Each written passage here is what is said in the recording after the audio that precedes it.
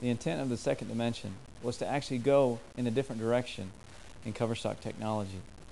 We developed the R2X cover stock, and it's been a very, very good cover stock on a couple different products. And we've used it and utilized it on the original dimension. With the Continuum core, the new core replaced the Agent series of bowling balls, that line of weight blocks, low RG, high differential bowling balls. The benchmark in our product line.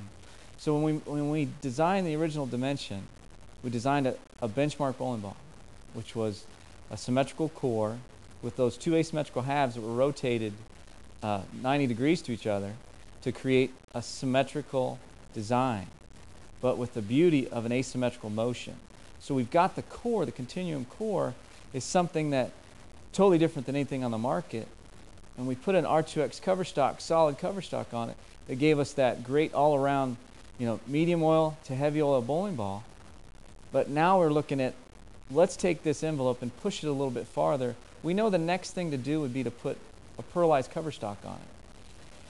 But we've done pearlized cover stocks. We want to do a pearlized cover stock that's unique to the industry. Now, the unique part of that to the industry is that we've used these micas in the past, like in a rapid fire pearl and a lot of other balls, gravity shift, something that is a finer grain mica, which doesn't change the surface profile of the cover stock very much.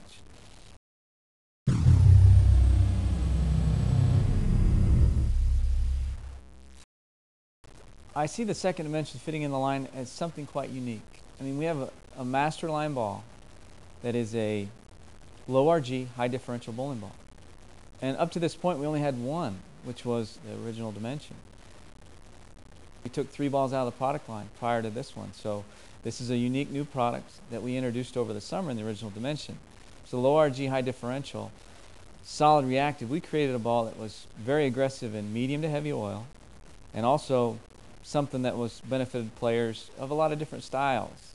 But I think the biggest thing that we were missing and looking for was that same low RG symmetrical, which is driller friendly, something that revs up, something that changes direction. But some of those players and some of those patterns on the medium to lighter volume patterns, the dimension was just too strong.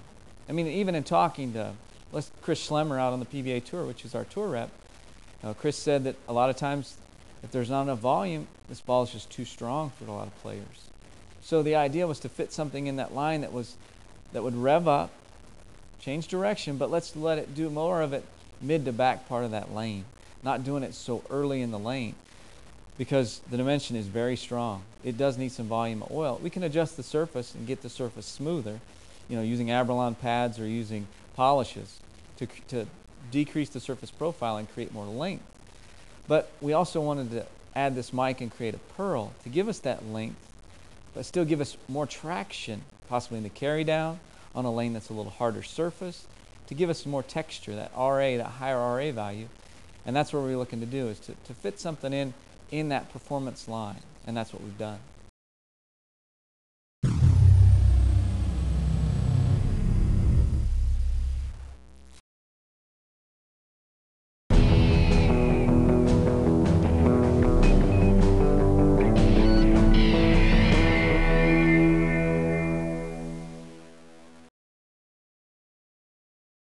Today we talked about these changes in surface profile, the cover stock, the Continuum core, this benchmark bowling ball, and the addition of the second dimension to the line, which is a new idea in cover stock technology. This pearlized cover with the different textured mica particles, a little larger in size.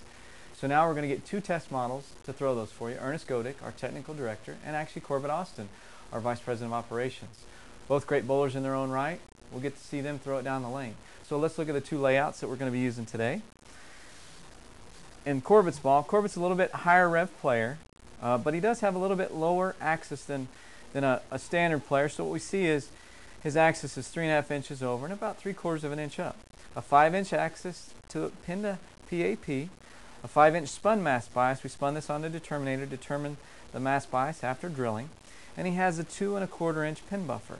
So a 5-inch pin from the axis, a 5-inch mass bias, and a 2.25, 2.5 inch pin buffer. This is going to give us some length, a little sharper break point. The shorter buffer creates a shorter transition period, so it should give us a very strong motion. We're going to use the same layout in a second dimension with a standard box finish. Both balls have box finish, 2000 grit Abralon on a dimension and a 1500 grit polished on the second dimension. When we notice the same layouts, 5, a little bit longer on the mass bias, just a touch, 2.5 inch buffer. We still notice almost identical layout in those bowling balls. So those we'll see in Corbett. And then at Earnest, same thing, but we're going to use a little different layout for Earnest. We're going to use a 4 5/8, a little stronger, a little higher flaring layout, 4.5 pin to the PAP. He's got about a 7 3/4 inch pin to his spun mass bias, and what this is going to do is creates a little more arc or smooth motion down the lane.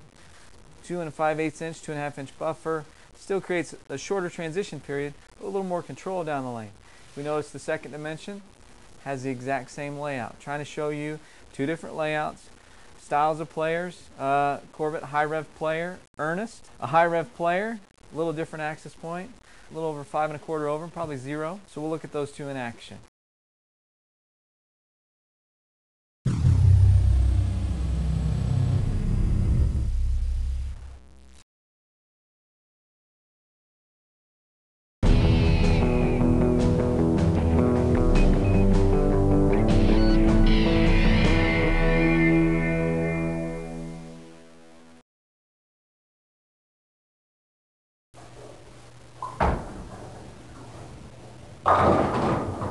Okay, great example here. We see Corbett throwing that last shot, traveling down the lane. It picks up in the mids, reads up, makes a nice smooth continuous motion. And what we see is it's just a nice soft roll through the pocket. Now we're going to throw and that's an original dimension. Now we're going to throw a second dimension in relation. We should see the ball a little cleaner through the front. It's still that strong read the mids, but we're going to see more continuation down the lane.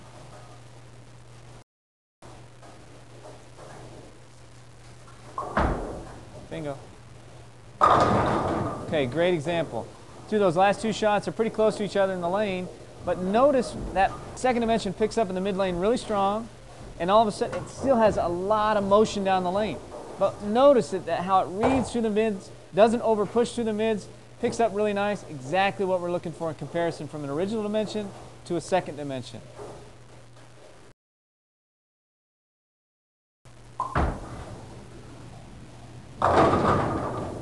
Once again, we notice that ball as it picks up the mid lane. Watch that axis come up off, and it's rotating off its axis pretty quickly and making that strong motion. But notice that it's a strong, smooth, controllable, real continuous motion, which is very famous for dimension. Benchmark bowling ball, benchmark reaction.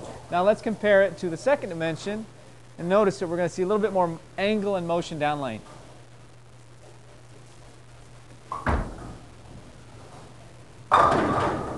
Perfect shot there. Once again, we notice those two balls pretty close to the same line down the lane. But notice that second dimension still picks up once again in the mid. But notice how strong it is down lane, how strong it rolls through the pin deck, how it keeps the pins low, pushes them off the deck. Picture perfect. Corbett Austin should be on the PBA Tour.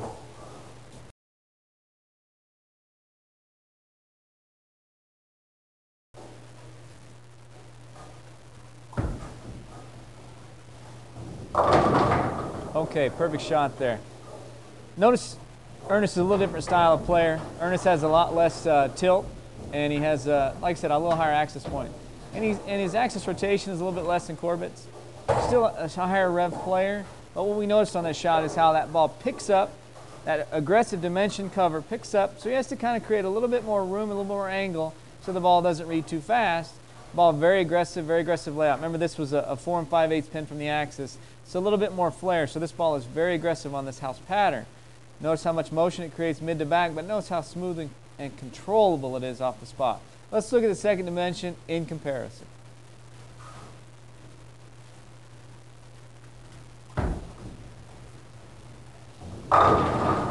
Once again, great shot. Notice how that ball is more on a straight line path towards its break point.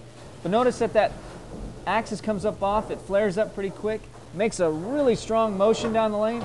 Even though it is an angular, more angular motion, it is very readable. Very sharp, but readable. Once again, delaying it through the front, creating the mids and backs. We see that more entry angle. Once again, keeping the pins moving through the deck a lot faster, a lot quicker, and a lot lower. Great shot.